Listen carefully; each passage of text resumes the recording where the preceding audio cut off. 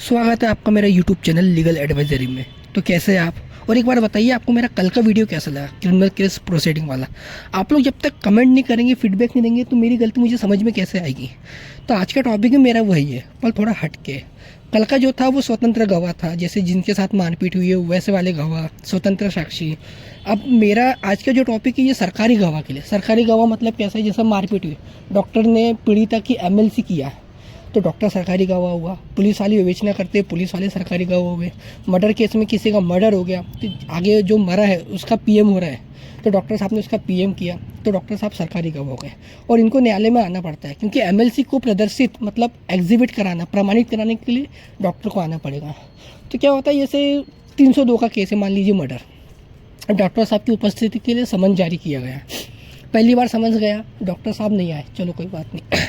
दूसरी बार समझ गया, समन्स तामील बाद प्राप्त हो गया, पर डॉक्टर साहब फिर कहीं व्यस्त हो गए तो नहीं आए। तो क्या होता है, जब समन्स तामील बाद प्राप्त हो गया फिर न्यायालय उनकी उपस्थिति के लिए जमानती वारंट जारी करती है।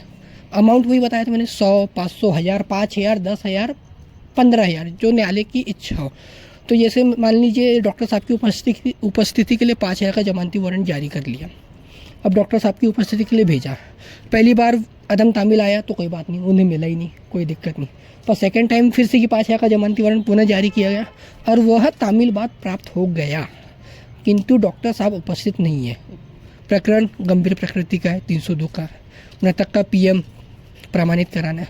तो न्यायालय के पास यह पावर रहती है कि न्यायालय उनकी उपस्थिति के लिए उनके विरुद्ध MJC खोल सकती है। MJC मतलब विविध दांडिक प्रकरण होता है, 446 की MJC। तो उसमें होता यह है कि न्यायालय एक लेटर बनाती है डॉक्टर साहब के नाम से, कारण बताओ नोटिस, और उसमें पूरा वही उल्लेख किया जाता है कि आपकी उपस्थिति के लिए जमानती वारंट भेजा गया था, जो तामील बाद प्राप्त हुआ है, आप न्यायालय में अनुपस्थित है, प्रकरण गंभीर प्रकृति का है, जो मर्डर से संबंधित है, तो क्यों ना आपके विरुद्ध उचित कार्रवाई किया जाकर आपको दंडित किया जावे।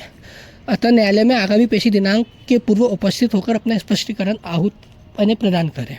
तो क्या होता है, जैसे ही लेटर आता है अगले दिन या उसके नेक्स्ट डे, जैसे डॉक्टर साहब के पास लेटर आता है, देखिएगा आप डॉक्टर साहब दौड़े भागे उन न्यायालय आते हैं, श्रीमान गलती हो गई, श्रीमान गलती हो गई, ये होता है। तो कहने का मतलब यह है कि जैसे डॉक्टर साहब नहीं आए तो न्यायालय ने MJC खोल दी, 5,000 का वो कर दिया और डॉक्टर साहब आ गए। उसके बाद भी न्यायालय ने बोली डॉक्टर साहब आप नहीं आए थे, आप 5,000 रुपये जमा करिए।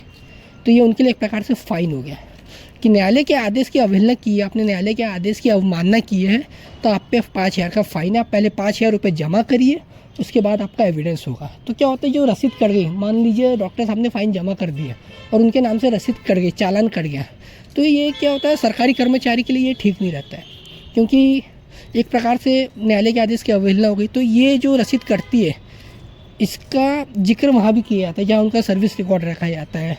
एक प्रकार से उनके सर्विस रिकॉर्ड ख़राब हो जाता है, क्योंकि न्यायालय का फ़ाइन है, फ़ाइन मतलब सज़ा है ना, आपको सज़ा मिली है, आप उतने पंक्चुअल नहीं है न्यायालय ने सरकारी काम के प्रति, तो ये होता है। इसलिए कोई भी सरकारी एम्प्लॉय हो, अगर न्यायालय से कोई भी समन्स आए, जमानती वारंट या गिरफ्तारी वारंट तक की आप नौबत ना आने दें, अगर समन्स आए तो आप पहले समन्स में न्यायालय पहुंच जाइए, क्योंकि बात का फिर आपने देखा क्या हाल होता है। अगर आपको मेरा वीडियो अच्छा लगा है तो लाइक करिए एंड सब्सक्राइब करिए। और रही बात जमानती वारंट कैसा होता है, तो इसका PDF आप मेरी वीडियो में देख सकते हैं। धन्यवाद।